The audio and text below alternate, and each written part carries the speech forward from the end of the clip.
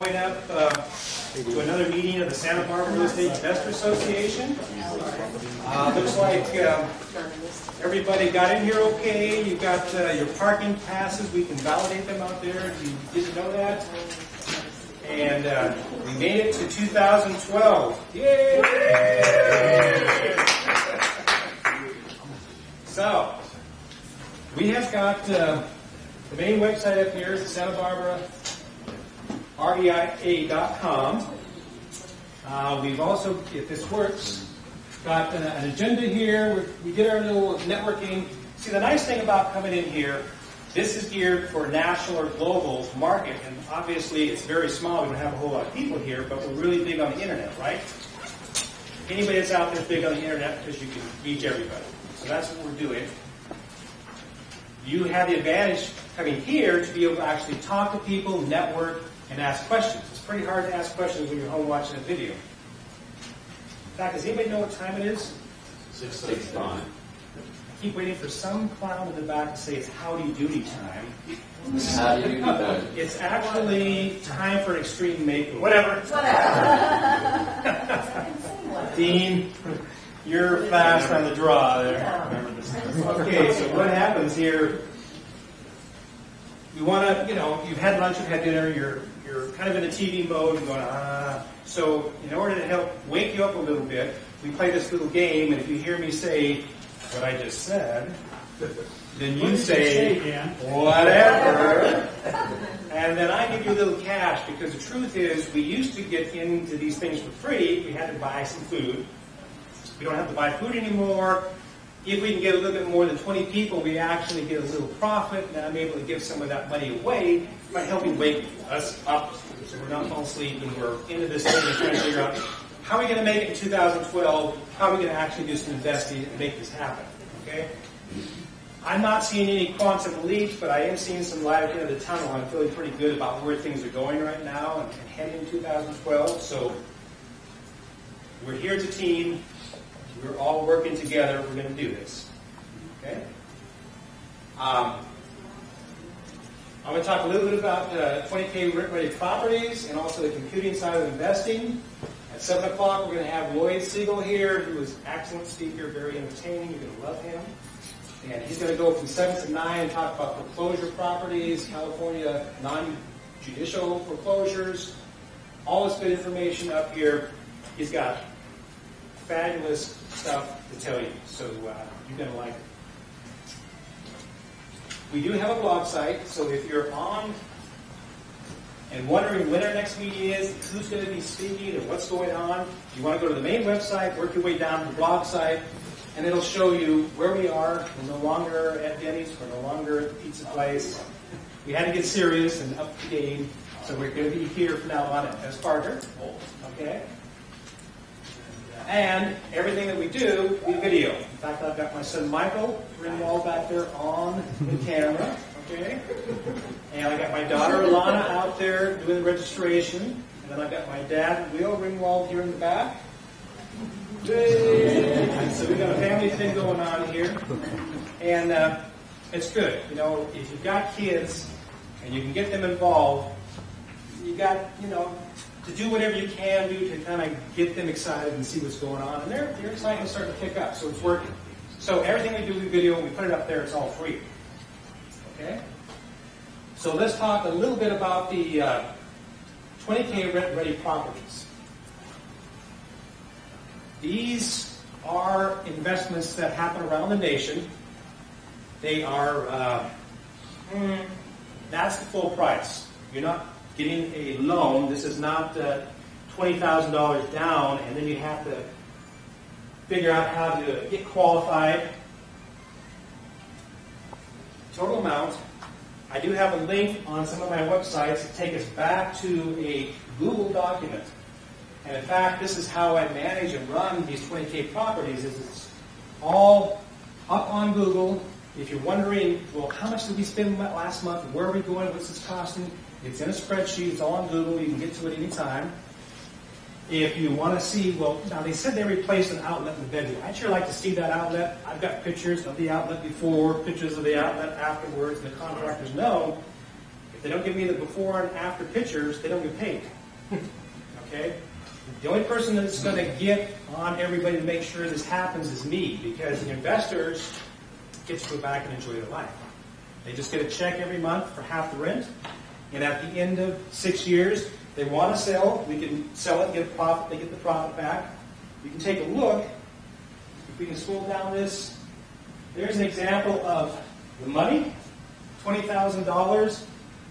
As that comes down, 1, 2, 3, 4, 5, 6, eventually in about 6 years, it's paid off. And see if we can get down to the return on investment. So, and this is kind of interesting the way this curves. I didn't see that until I actually made this chart. The first year in 12 months, almost $20,000. So you're looking at a return on investment of about 18%. Okay? Really, it's about 36%, because $600 a month we split. $300 goes to the investor, $300 goes to me.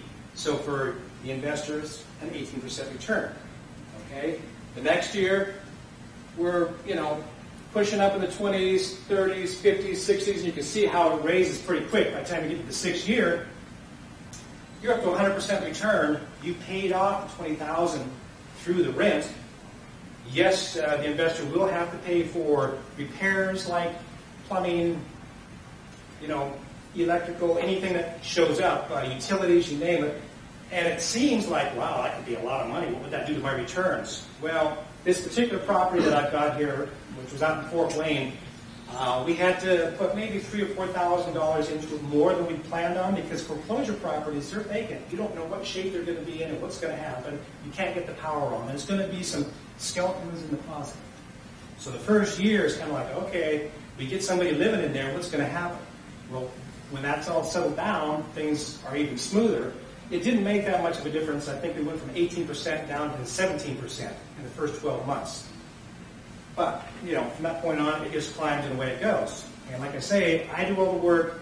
The investor gets to just kind of relax and look at the information when they need to, and that's pretty much it. It's a very, very easy game, I think. Is there anybody in here that's getting 18% return on their investment or better? Okay, so are you? What's the percentage? 25. And over 6 years, will it stay at 25 or will it keep going up? It goes up. Goes up? Okay, that's good. I want to see you after the meeting. I do too. Okay. So you can see it's pretty difficult to get that kind of return. And if you find somebody that's getting it, and stick close to them. That's what we're here in networking. Okay? What's your name? Stanley. Stanley. Okay, so you guys need to be talking to Stanley before you leave tonight. Okay. So basically, that's it on the rent-ready properties. All that stuff is online. You can get to that anytime you want to see that. Videos, you name it, it's all up there. And now we're going to talk a little bit about, and I'm open for questions. If you guys have any questions, just stop me. Dean. So that's on the Santa Barbara website? It's on the Santa Barbara. Well, actually, the easiest place is to go to nhbig.com, NHBIG. And that stands for National Home Buyers Investors Group. And you people, as members of the Santa Barbara REIA, have free access to that NHBIG for advertising your properties. Okay, so anytime you've got a property and you want to put the information out there, you can put it on NHBIG for free. And of course, people will say, well, what kind of search, how many hits are you getting? Is it a good place? To tell you the truth, no place is a good place to advertise a property unless you spend the time driving people to that information. You don't want to be sitting there saying, 3-bedroom, 2-bath, 3-bedroom, 2-bath, all day long.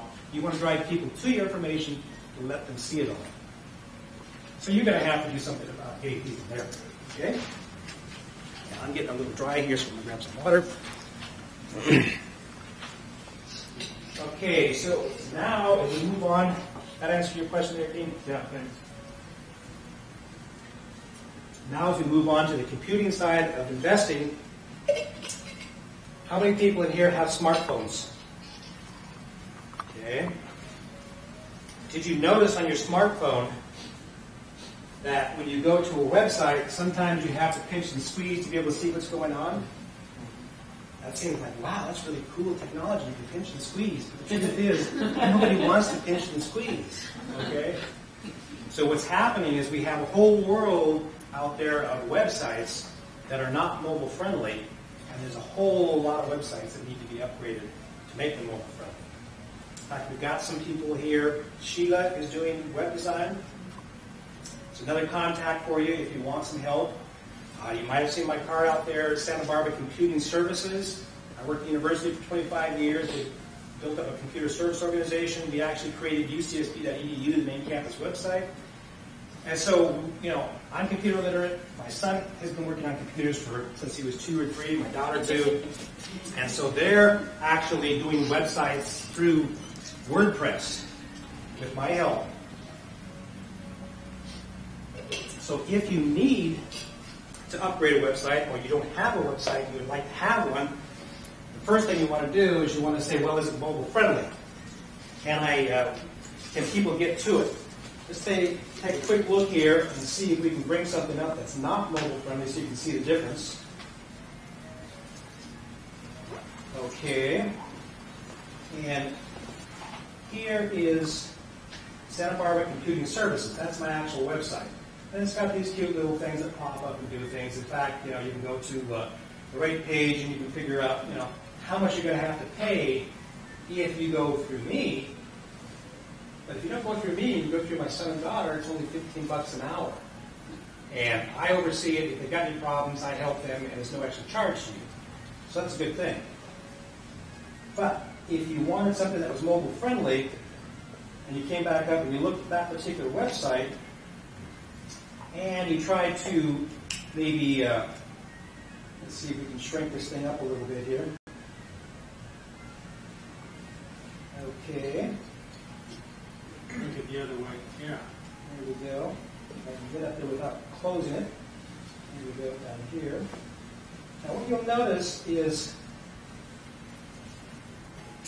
as you start grabbing these things and moving them around, you can tell if a site is going to be friendly on a cell phone if you start doing something like that and it doesn't go anywhere.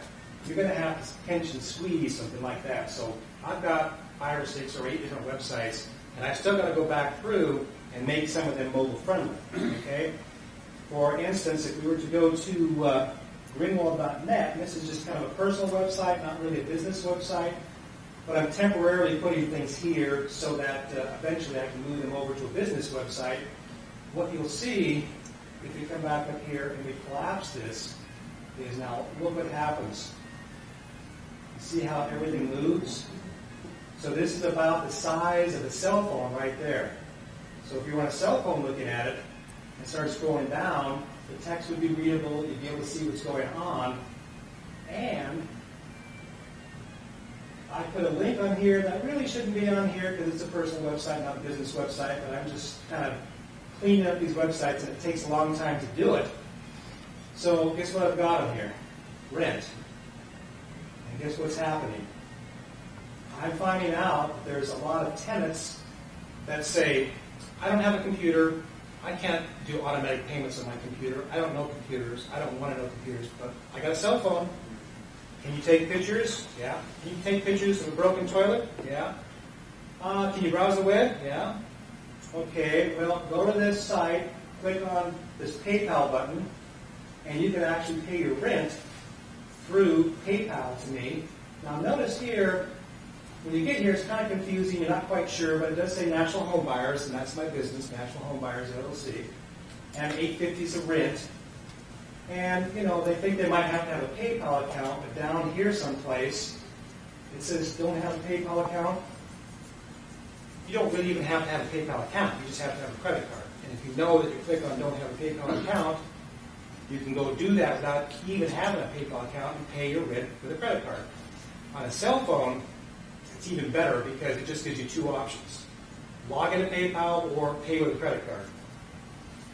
And that's an option through PayPal that's a little bit tricky. I had to set up. And I can't show you here unless I plugged in my cell phone, but I won't do that right now. If you did it, you see it. So basically what I'm saying is if you have tenants that you're dealing with and you want them to pay through automated services, what's really nice about this is, does anybody in here have rental properties? Okay. Have you ever had a tenant say, well, I put the check in the mail. You haven't got it yet? Never. Right. So what happens now is I can say, okay, let's do this. If you want to do it automated, you can do it this way. And you know, if you've got a debit card, because most tenants, a lot of tenants don't have good credit. And so they probably don't have a credit card, but they've got a debit card because everybody has a debit card that attaches to the checking account. So they can actually pay the rent through the debit card. Some tenants, as I'm just starting this up, are saying, well, I really don't want to do that. I'd much rather just pay my rent with a money order. And I say, okay, well, let's do this. You have a cell phone? Yeah. You can take pictures? Yeah. You can get the money order, and when you get it, snap off a picture, text me that picture, so that if it gets lost in the mail, we'll have some tracking and we can deal with it. I'm going to be a lot more lenient on the late fees if you text me a picture. But if you don't text me a picture and all I hear for 2 weeks is, well, I sent it, I don't know what happened, where are we going to go with that? So these are ways that you can start working with the tenants in a friendly manner. And the nice thing about PayPal is it gives you a receipt immediately, so they get a receipt for having paid rent. The other thing PayPal does is it gets me out of the responsibility of getting your credit card number. You don't want me to have that. Do I look like somebody you'd want to give your credit card number to? I don't know. But the nice thing is if somebody hacks my computer or my systems and they steal a credit card number, if I had 5,000 clients, I'd have to go out and tell all 5,000 clients, your information has been compromised and you're going to have to get a new credit card. And they're going to, the first thing they're going to say is, no, I'm going to get a new person to do business with because I don't want to do business with you. I have to go through that. So I would just as soon pay the small percentage of PayPal, let them be responsible for all that credit card stuff. Gets me off the hook. People don't have to worry about giving that to me. And you've got all the accounting, it's all there. You've got the receipts, it's all there. It really, makes life nice from that standpoint. Yes? Do you charge a fee to the tenants for paying online? No. What happens, in fact, PayPal charges about 2.9%. Yeah, that's right. Right. Or what is it? 3.3. 3.3? Yeah. It's around 3. Somewhere around there, yeah. Just so. And when I first started this, I went, ooh, I don't like that. But the more I looked at the possibility, in fact, I went through Bank of America and actually got one of the cards. I was going to do the whole thing and pay $75 a month and all this other stuff. And then I have to somebody sit down and account for it and do all. And I just went, I'm just going to pay PayPal. It's really a good deal. Okay. It's not unusual to charge a convenience fee to the tenant for No. paying a credit card. No. I like to keep my tenants happy. In fact, I fired all my property managers. My goal for 2012 was to get rid of them. It's not that difficult to develop a good relationship, and a lot of people say, oh, no, as an investor, you should never have a relationship with your tenants. You should have managers, and they never even know who you are. Well, guess what's happening with some of these property managers? Not all, because I do still have some properties that managers aren't managing because they have what's called integrity. Is that still alive in 2012? They do. And if they do, I'm happy. I'll keep them. But if they don't, the game is, I don't like you. And you better pay tomorrow or I'm going to kick you out. That's how the managers are treating these tenants. And why would they do that? Don't they have an idea why a management company would treat a tenant badly? Turnovers. Because they're not accountable. Well, Your turnover cost. because they can continue to turn them over. If they upset them and they can turn them over every time they get rid of a tenant, they can come back with $5,000 worth of paint, carpet, the first month's rent, and all the charges that management